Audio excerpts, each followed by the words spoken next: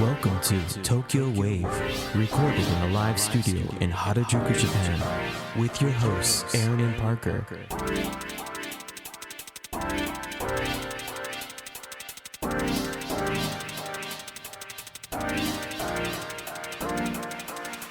All right, everyone, welcome to episode 50 of Tokyo Wave. We are hosts Aaron Randall and Parker Allen.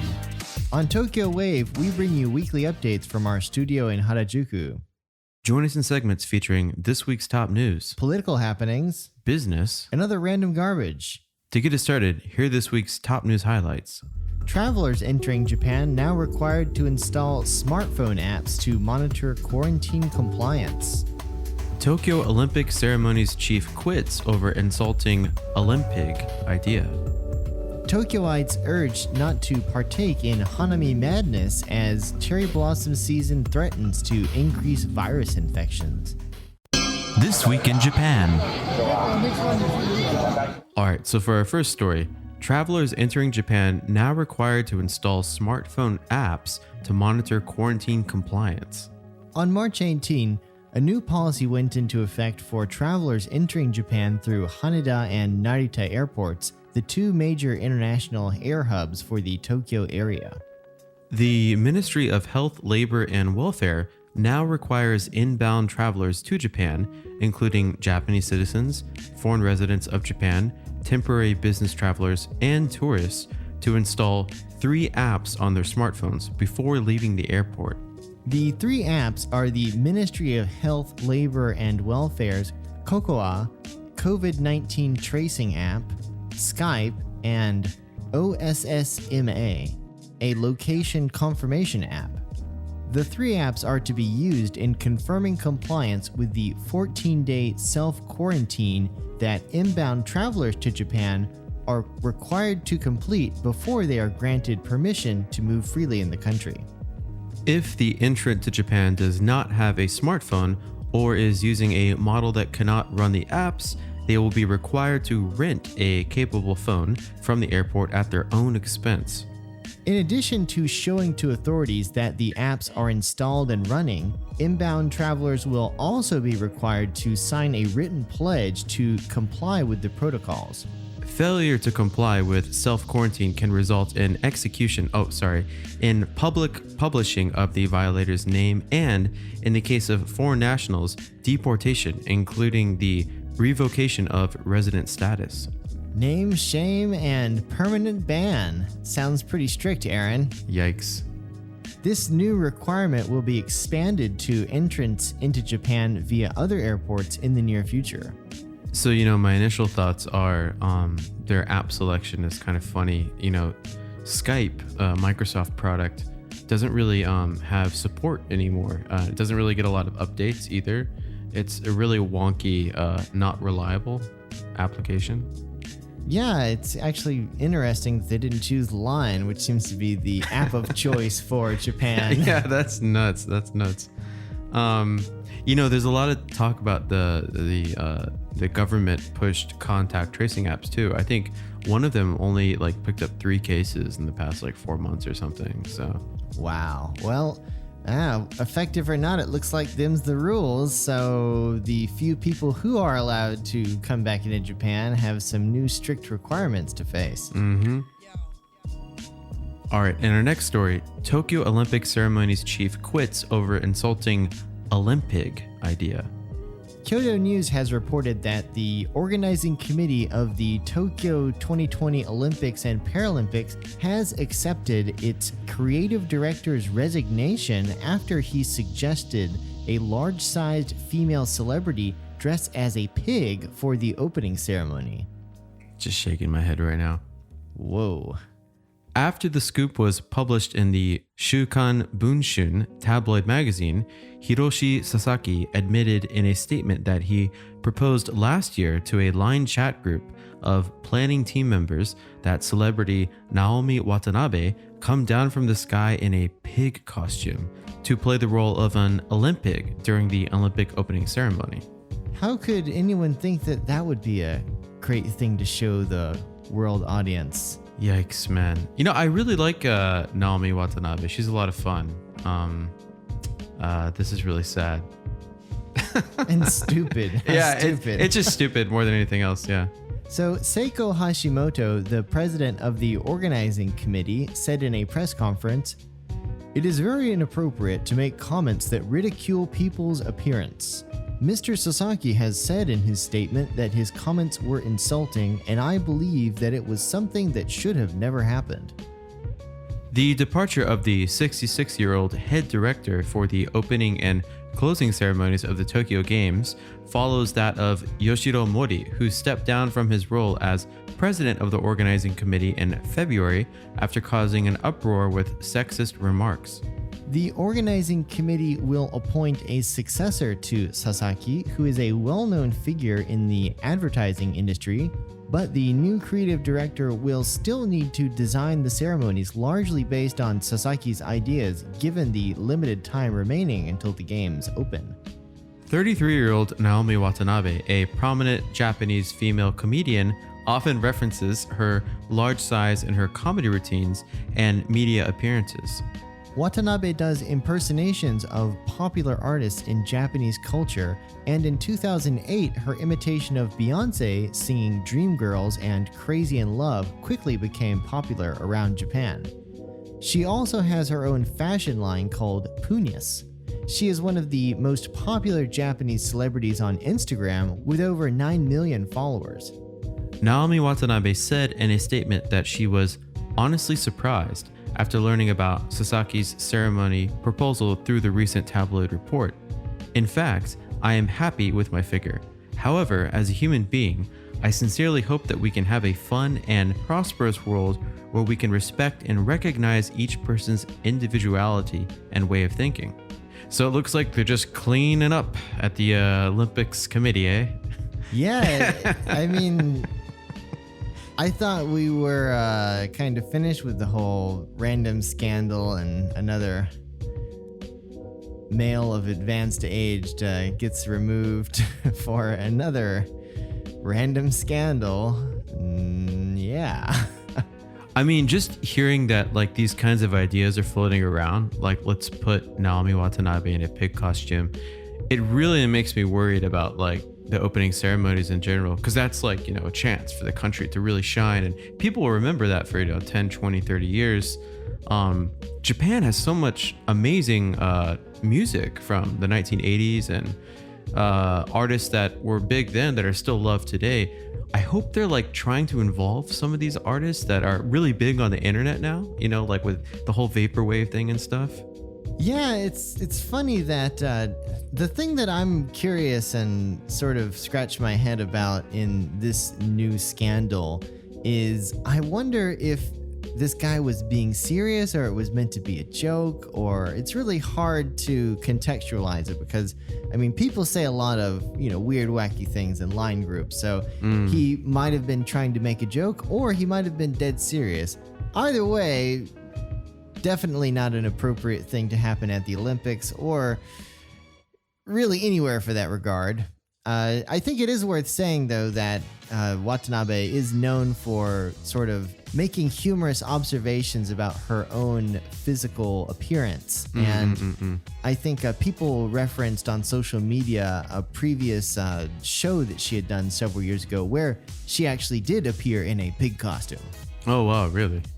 So it's not to say that, this would be out of order for her to do, but definitely not something that the Olympics should be promoting or considering, or just in general, it's in bad taste that he would make such an idea to a group of people who are literally supposed to be planning this important ceremony for the global stage.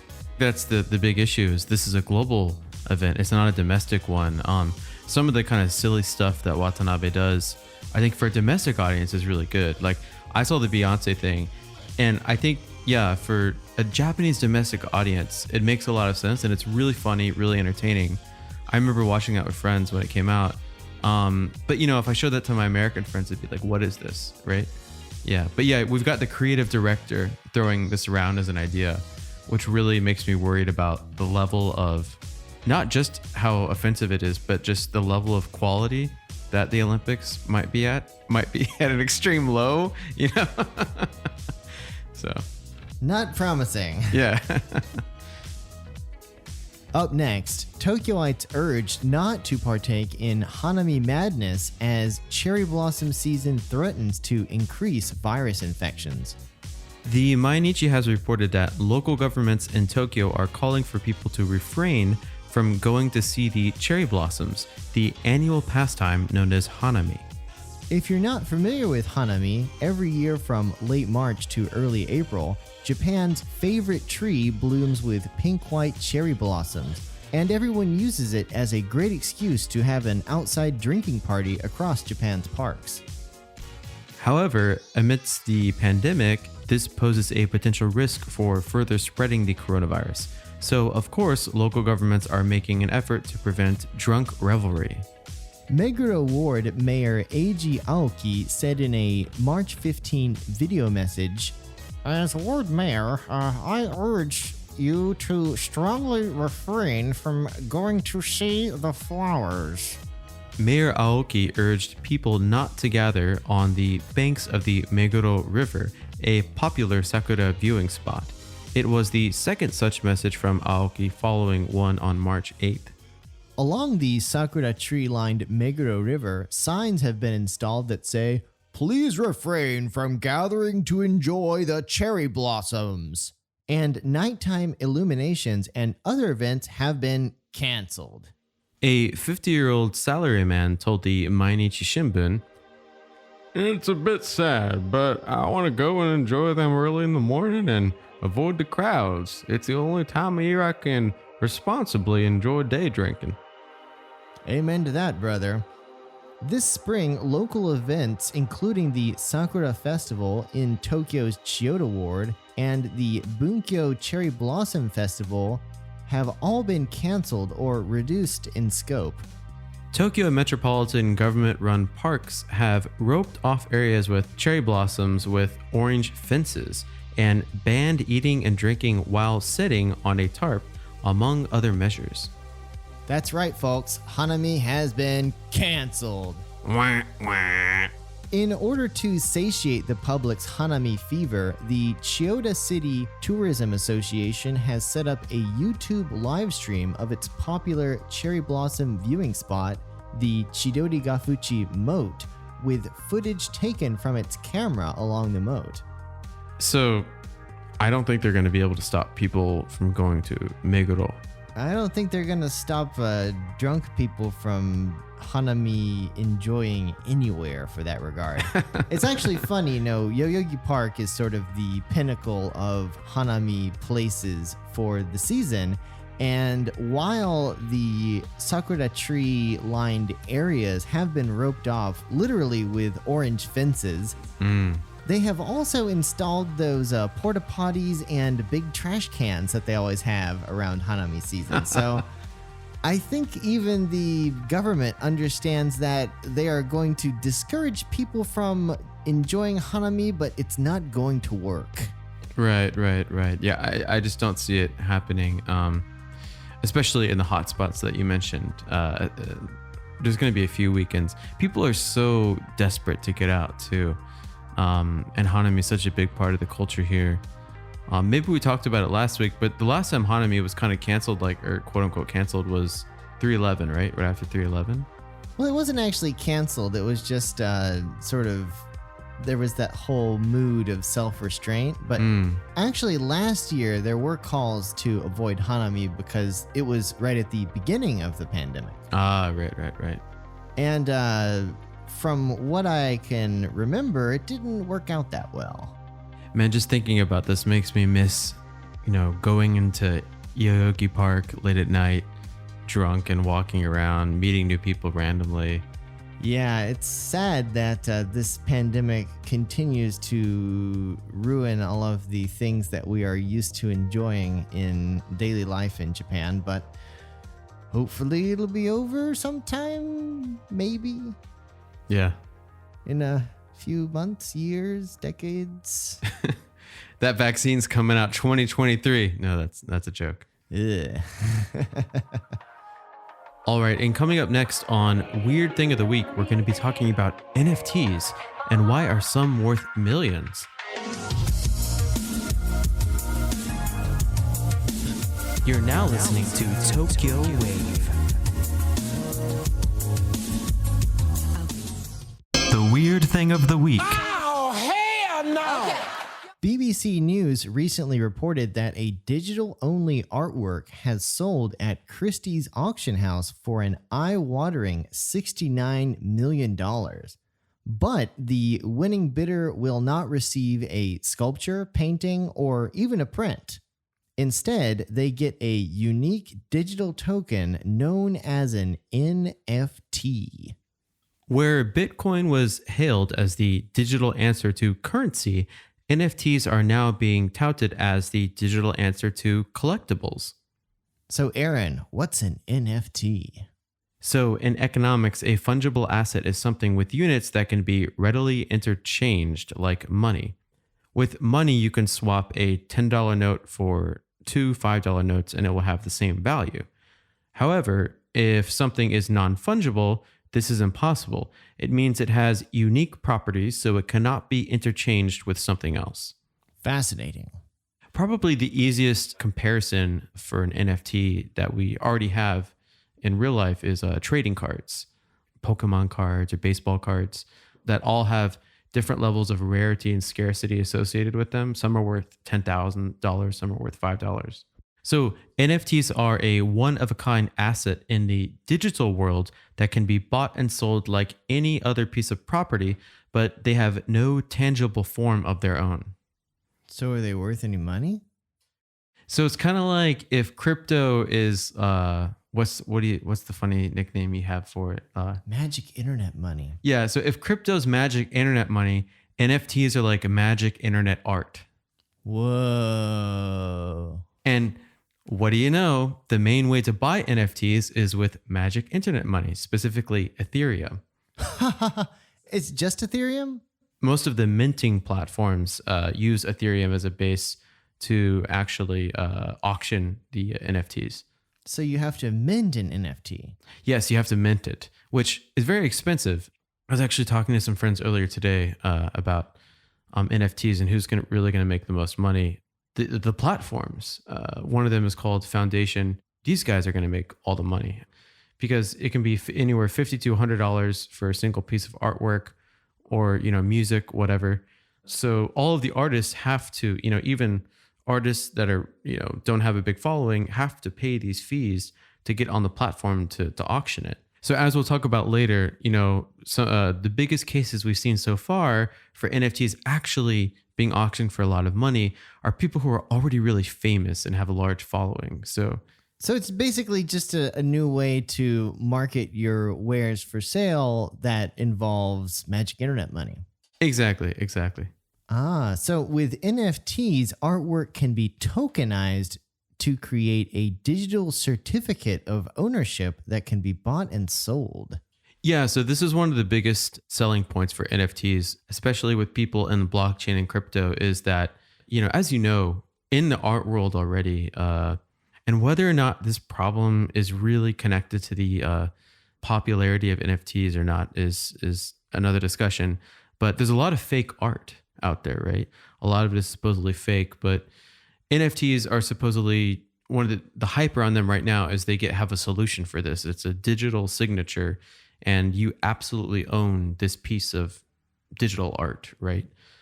So a lot of artists, what they're doing now, especially visual artists, which this is the biggest realm where this is being used, they'll come out with a piece of artwork. And, digital artists have been selling artwork for a while, but it's quite difficult actually to sell digital artwork unless, you're producing something for a big game and you're on contract. So now they can actually sell it in the real world and sell an NFT version of it as well. So it's just another kind of revenue. So this stands to be a boon for creators. In its purest form, it's supposed to be that. So as with cryptocurrency, a record of who owns what is stored on a shared ledger known as the blockchain. The records cannot be forged because the ledger is maintained by thousands of computers around the world. NFTs can also contain smart contracts that may give the artist, for example, a cut of any future sales of the token. So, what's stopping people from copying the digital art? So that's a really good question, because if someone releases an NFT of like a picture or something, you could, with your iPhone, take a picture of that and you could mint it and release it as an NFT. This is an issue. Whoa. So I don't know if there's any answer for this problem. I'm not an NFT expert per se, but I mean, haven't you been on enough Clubhouse chat rooms to call yourself an NFT expert and have like seminars and a book and yeah, I spent like 4 hours in this NFT chat room, and like I just registered an LLC. It's NFTplus.com. So speaking of people copying this digital art, a famous work by artist Beeple that sold for $69 million has been copied and shared countless times. In many cases, the artist even retains the copyright ownership of their work, so they can continue to produce and sell copies. So this is another really big selling point. So the percentage of how much the original creator will get after the auction, you can decide that. So if you put an NFT out for auction, $500, and then it keeps going up, you can get 5% of the increasing value. So it's kind of like a stock almost. Like as it goes up, you're gonna, you own 5% in that stock per se. So as it's traded and traded and traded, you'll make more and more money. As the financial system and these sort of things continue to get more popular, I increasingly think it might be a good idea to just buy a bunch of rocks and use that as a trading thing, for this convenience store sandwich, here, have 5 shiny rocks. What we could do is we could get all the rocks and just take pictures of the rocks with your iPhone, and then have certain rocks that there's only like 2 of them, and then other rocks where there's 100. Oh, so okay, just get like 10 rocks, and then mint like 2 of the brown ones, so they're like the super rare ones, and the other ones you mint like 1,000 of each, right? But as I said, one minting can cost between $50 to $100. So people that are trying to do this, it's very expensive to get in, right? That sounds like a very involved way to start a shiny rock collection. And so I guess the big question is, how much are these NFTs worth? Because in theory, anybody can tokenize their work to sell as an NFT, but interest has been fueled by recent headlines of these multi-million-dollar sales. Right. Which is part of the problem. Most of the big sales come from people who are already well-known, already popular, already have a large social media following. So NFTs really aren't democratizing anything yet. The technology is there, but still there's no really good use case for, wow, okay, we're giving money back to the artists. That's not happening. So on February 19th, an animated GIF of Nyan Cat, a 2011 meme of a flying Pop-Tart cat, sold for more than $500,000, for example. And then a few weeks later, musician Grimes sold some of her digital art for more than $6 million, which is a great boon to her, that and being married to billionaire Elon Musk. Right. And, a lot of people are using this specific case to say, hey, like, there's no democratization going on here. What is this? Like, 6 million to Grimes, like, this is BS. I personally love Grimes. I've listened to her for more than 10 years. But, the wealth isn't being distributed properly, right? It's still going to the people at the top. Yes, this really increasingly sounds like a fad fueled by rich people for rich people with magic internet money. So it's not just art that is tokenized and sold. Twitter founder Jack Dorsey has promoted an NFT of the first ever tweet with bids hitting $2.5 million. So it's an NFT of a picture of a tweet. Yep. Only $2.5 million. Hot damn. Where do I sign up? I guess, you know, if you're crazy, or what a lot of people are doing, since this is an auction, right? So, I mean, I guess theoretically you could make some money by just, you know, buy, sell, buy, sell, buy, sell with lots of different NFTs. Yeah, but as with any cryptocurrency, there are also concerns about the environmental impact of maintaining the blockchain on which NFTs are created. Right. Because you have to maintain all of these servers, because the whole idea of the blockchain is it's supported by this interconnected network of computers, which support the platform and you can use to mine additional coins. Correct. Yeah. And that all relies on energy, on power, electricity, right? And there's still not an ecosystem where the yield is even or in balance. It's very, very skewed towards using up more and more of our electricity to power the blockchain. So that we can buy more internet art. Yeah. This is going to be the end of us. I'm sure the aliens are watching us now like, man, we thought they were stupid, but jeez, they just keep on making them come. Some of those aliens, they got to be eating some popcorn in their spaceship, just watching us, like zooming in on different people, looking at shit, you know. Look at that one. He just spent $100 million on a picture of a Pop-Tart. What a dumbass. So this race of people is buying and selling stuff that's actually killing them for fun. Gugan says this shit hilarious. So the big question is too, is this just a bubble? So a day after the record-breaking auction, Beeple, whose real name is Mike Winkleman, no wonder he calls himself Beeple, told the BBC, I really do think there will be a bubble, to be quite honest, and I think we could be in that bubble right now. By the way, my name is Beeple. Yeah, I mean, any like regular artist that gets 69 million bucks on this like new magic internet auction thing is going to be like, yeah, this is probably a bubble, you know? This is not normal. Right after Beeple made his statement to the BBC, he pulled away in his new pink Lamborghini.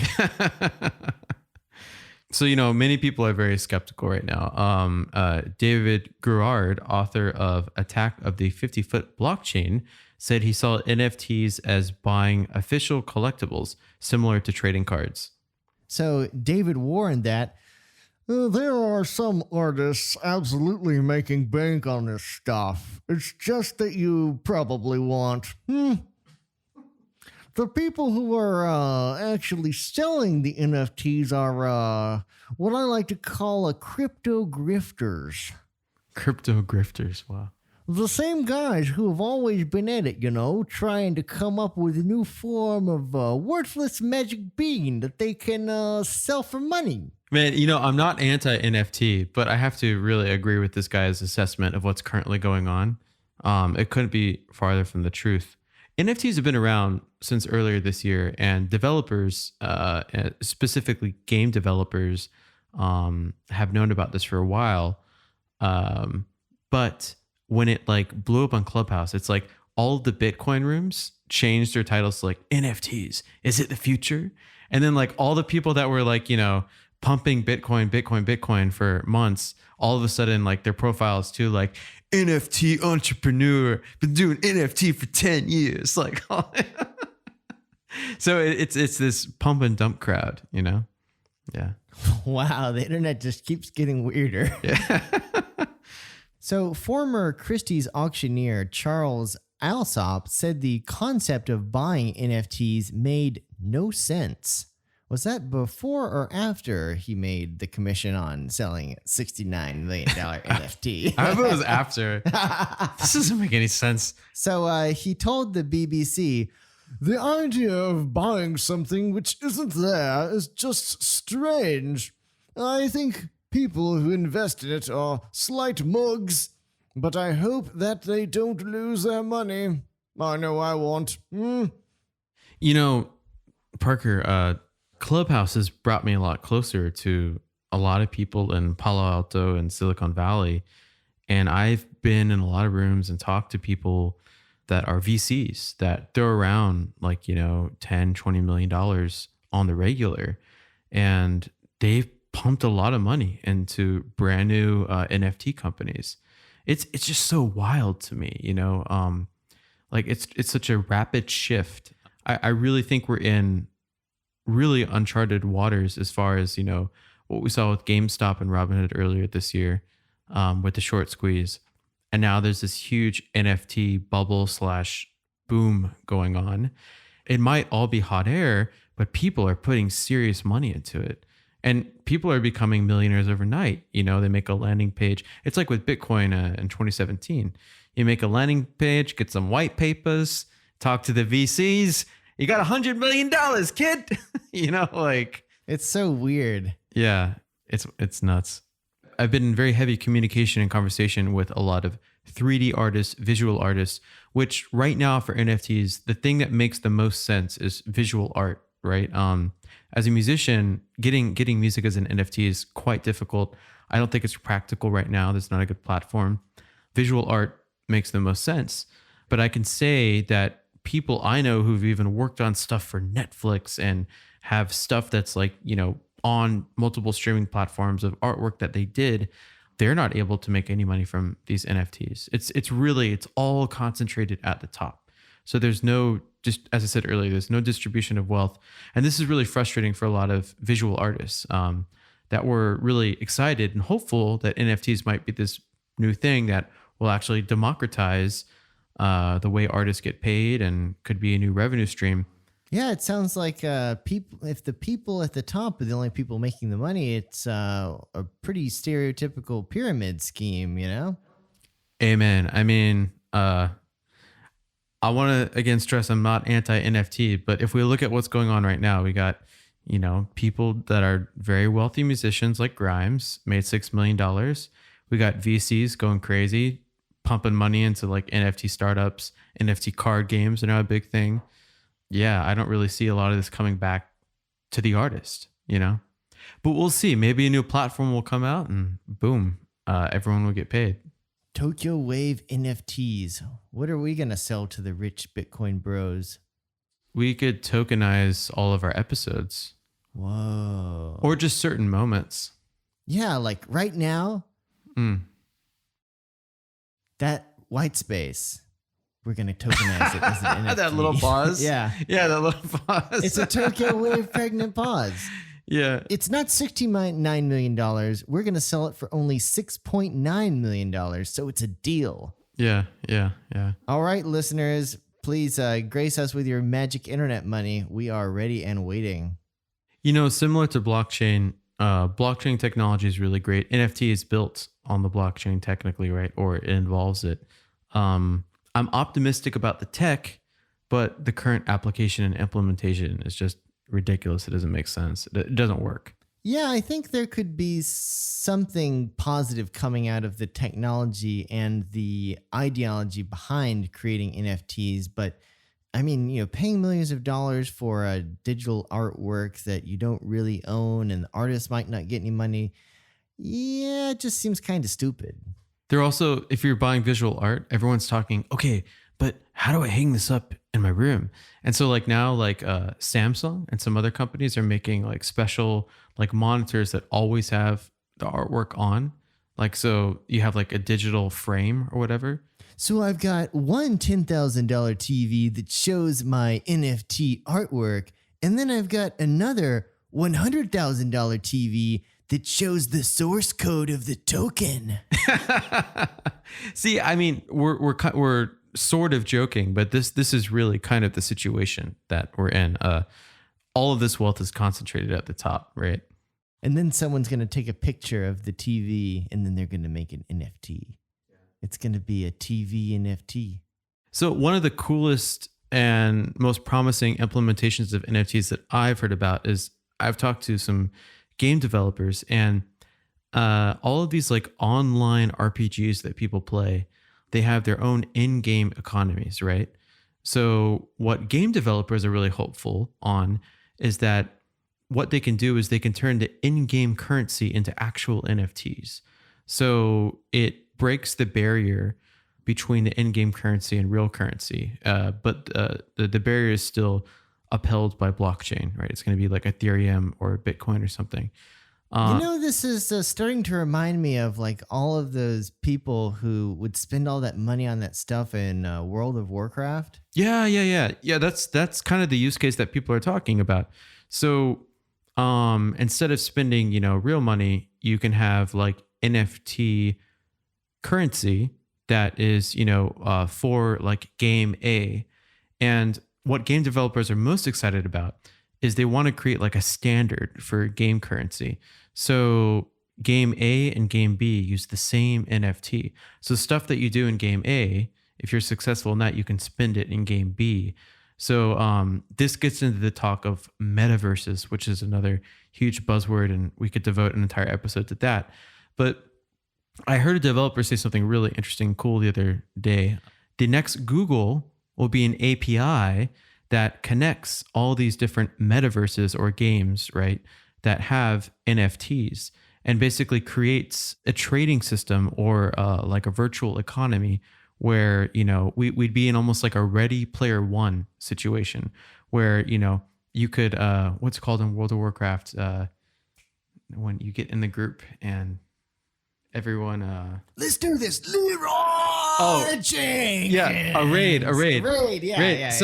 So theoretically, you spend all night raiding in World of Warcraft and you get like 500 whatever NFT, and then you can use that in another metaverse, and maybe the other metaverse is McDonald's or like some clothing shop, right, that has this interconnected API that uses the same NFT, or it's interchangeable in some way.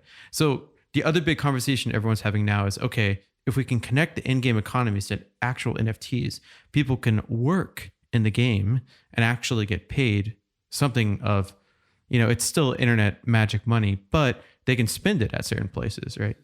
Okay, so yeah, man, I spent all night raiding in World of Warcraft and I got all these NFTs, and then I went to McDonald's and I bought a Big Mac. All right, guys, thanks for joining the stream. Tonight I got to get 1,000 NFTs or I'm not going to be able to pay my rent tomorrow and I'm going to be kicked out of my house.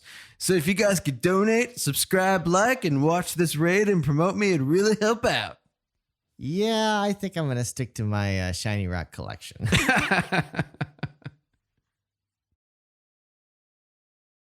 Hey, listeners, that's right. You listener right there. Who do you think should be our next guest on Tokyo Wave? Let us know. Drop us a line at wave@tokyowave.jp and send us your magic internet money. We hope you enjoyed Tokyo Wave. If you haven't already, you can subscribe to our podcast on Apple Podcasts, Spotify, SoundCloud, and YouTube. And please send us your magic internet money. Join us again next week on Tokyo Wave.